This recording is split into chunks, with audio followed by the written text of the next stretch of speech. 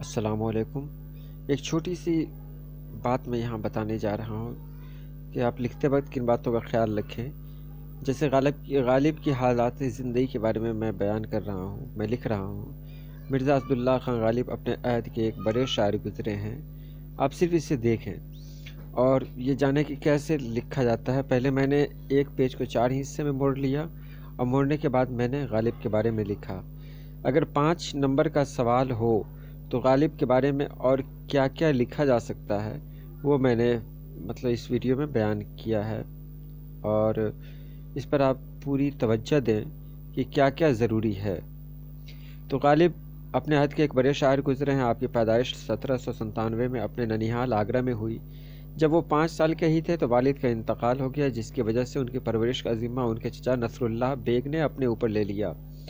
غالب کے والد کا نام عبداللہ بیگ اور والدہ کا نام عزت النساء تھا۔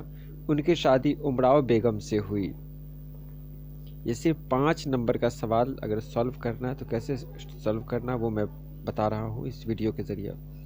شادی کے کچھ عرصے بعد وہ دہلی چلے آئے، اور لگ بھگ 5 نمبر کا اگر کوئی سوال ہے تو یہ سوال یہاں پہ مکمل ہو جاتا ہے، اس لیے آگے زیادہ لکھنے کی ضرورت نہیں ہے۔ میں نے پہلے ہی کہہ دیا تھا کہ 5 نمبر کا سوال ہو تو کم سے کم 50 الفاظ میں اس کا جواب دیں۔ تو اب دیکھیے، غالب کو مرزا نوشہ بھی کہا گیا ہے، اور ان کا انتقال کے بارے میں ضرور لکھیں۔ پیدائش کا جب آپ نے لکھ دیا تو انتقال کے بارے میں بھی آپ ضرور لکھیں۔ غالب کو مرزا نوشہ کے نام سے بھی جانا جاتا ہے۔ انہیں نظم اور نثر دونوں میں مہارت حاصل تھی۔ ان کے خطوط کے 2 مجموعے عود ہندی اور اردو معلیٰ کے نام سے شائع ہوئے۔